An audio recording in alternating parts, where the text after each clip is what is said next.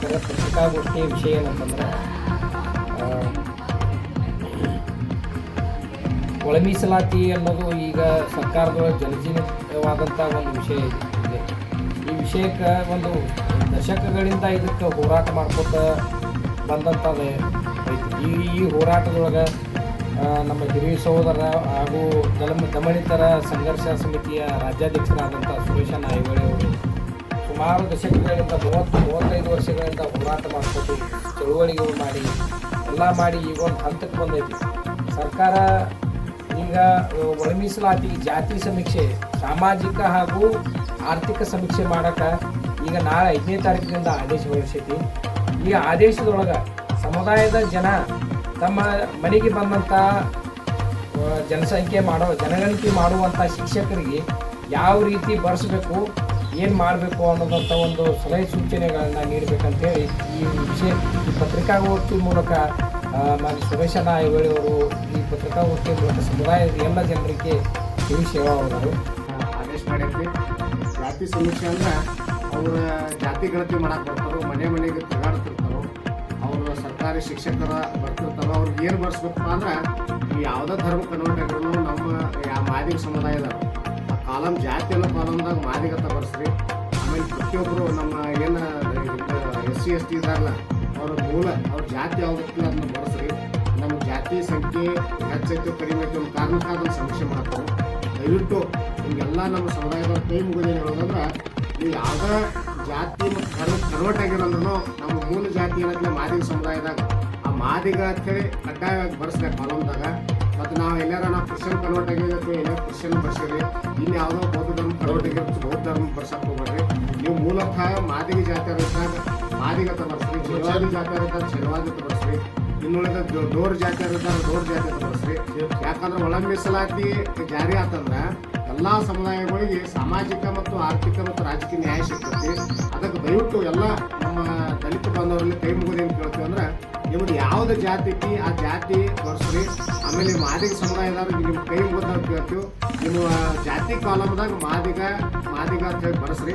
ಇದರಿಂದ ನಮ್ಮ ಸಮುದಾಯ ಎಷ್ಟು ಜನಸಂಖ್ಯೆ ಐತೆ ಗೊತ್ತಾಗ್ತೈತಿ. ಅದ್ರ ನಮ್ಗೆ ಸಿಗಬೇಕಾದಂಥ ಮೀಸಲಾತಿಗಳೆಲ್ಲ ಸಿಗ್ತಾವೆ. ಒಂದು ಮಕ್ಕಳು ವಿದ್ಯಾಭ್ಯಾಸಕ್ಕೆ, ಮುಂದಿನ ರಾಜಕೀಯ ಬೆಳವಣಿಗೆಗಳಿಗೆ, ಆಮೇಲೆ ಸಾಮಾಜಿಕವಾಗಿ ನಾವು ಬೆಳೆಯೋಕೆ ಅನುಕೂಲ ಐತಿ. ಅದಕ್ಕೆ ದಯವಿಟ್ಟು ಎಲ್ಲ ನಮ್ಮ ಬೆಳಗಾವಿ ಜಿಲ್ಲಾ ಮತ್ತು ಕರ್ನಾಟಕ ರಾಜ್ಯದ ಎಲ್ಲ ಜನರಲ್ಲಿ ಏನು ಕೇಳೋದಪ್ಪ ಅಂದ್ರೆ ಜಾತಿ ಕಾಲಮ್ದಾಗ ನಿಮ್ಮ ಮೂಲ ಜಾತಿನ ಬರ್ಸ್ಬೇಕು ಹೇಳಿ ಇವತ್ತಿನ ದಿನ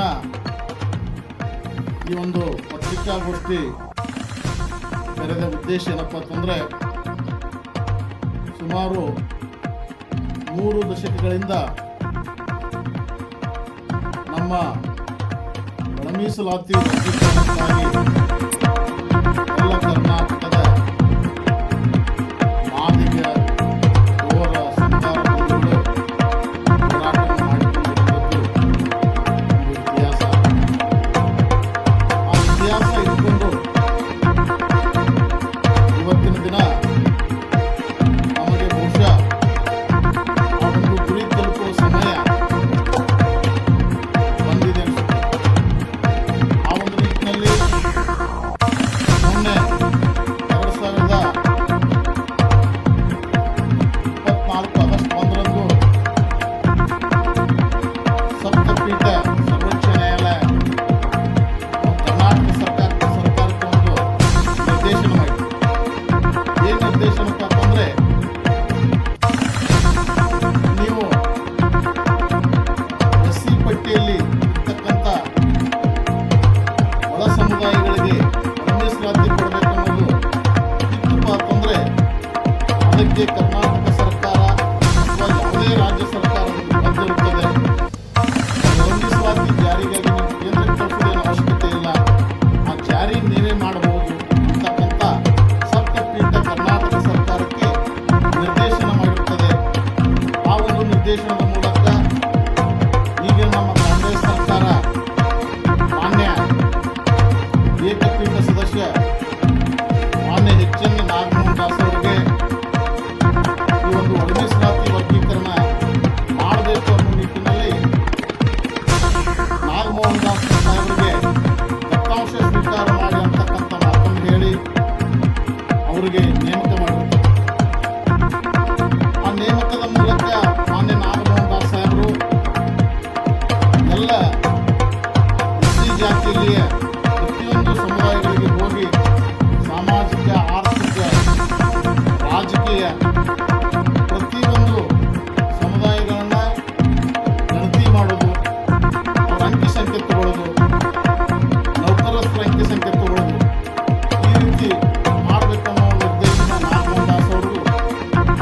ಮಾಡಿ ಸುಮಾರು ಸಾಕಷ್ಟು ಜನರನ್ನು ಈ ಗಣತಿ ಕಾರ್ಯಕ್ಕೆ ನೇಮಕ ಮಾಡಿರುತ್ತಾರೆ. ಆ ಗಣತಿ ಕಾರ್ಯ ನಾಳೆ ಬರತಕ್ಕಂಥ ಮೇ 5ರಿಂದ 23ರವರೆಗೆ ನಡೆಯುತ್ತದೆ.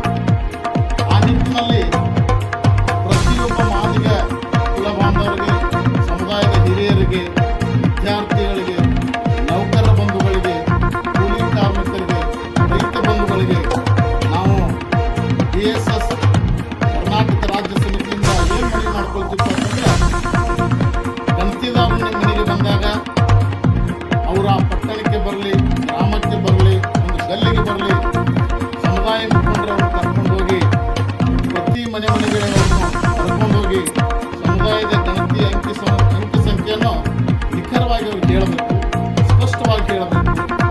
ಜಾತಿ ಕಾಲಂನಲ್ಲಿ ನಮ್ಮ ಜಾತಿ ಮಾದಿಗ, ನಮ್ಮ ಜಾತಿ ಮಾದರಿ ಎಂದು ನಮೂದು ಮಾಡಬೇಕು.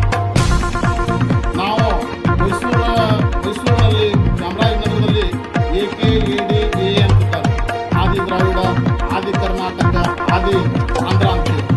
ಅದು ನಮ್ಮಲ್ಲಿ ಇಲ್ಲ. ಆದರೂ ಕೂಡ ನಾವು ಕೂಡ ಬೇರೆ ಜಾತಿಯನ್ನು ನಮೂದು ಮಾಡೋದು ಸರಿಯಲ್ಲ.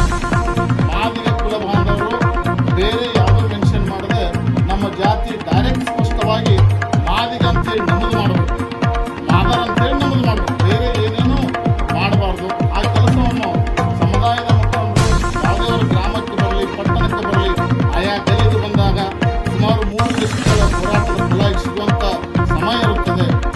ಅದಕ್ಕೆ ಈ ಕೆಲಸ ದೇವರ ಕೆಲಸ, ಈ ಕೆಲಸ ಒಂದು ಸಮುದಾಯದ ಕೆಲಸ, ನಮ್ಮ ಮುಂದಿನ ಮಕ್ಕಳ ಭವಿಷ್ಯದ ಏಳಿಗೆಯ ಕೆಲಸ ಎಂದು ತಿಳಿದುಕೊಂಡು ಪ್ರತಿ ಗಣತಿದಾರರಿಗೆ ಸಹಕಾರ ಮಾಡಿ, ಜಾತಿ ಕಾಲಂನಲ್ಲಿ ನಮ್ಮ ಜಾತಿಯನ್ನು ಸ್ಪಷ್ಟವಾಗಿ ನಮೂದು ಮಾಡಿ ಅವರಿಗೆ ಸಹಕಾರ ಮಾಡಬೇಕು ಅನ್ನೋ ನಿಟ್ಟಿನಲ್ಲಿ ಈ ಸಂದೇಶ ಬೆಳಗಾವಿ ಜಿಲ್ಲೆಯ ಪ್ರತಿಯೊಂದು ಮನೆಗೆ ತಲುಪಲಿ, ಬೆಳಗಾವಿ ಜಿಲ್ಲೆಯ ಕುಲ ಬಾಂಧವರಿಗೆ ಸಹಕಾರ ಆಗಲಿ ಅನ್ನೋ ನಿಟ್ಟಿನಲ್ಲಿ ನಮ್ಮ DSS ಸಂಘಟನೆ ಎಲ್ಲ ಪದಾಧಿಕಾರಿಗಳು ಇವತ್ತು ಈ ಪತ್ರಿಕಾಗೋಷ್ಠಿಯನ್ನು ಹಮ್ಮಿಕೊಂಡಿದ್ದೇವೆ.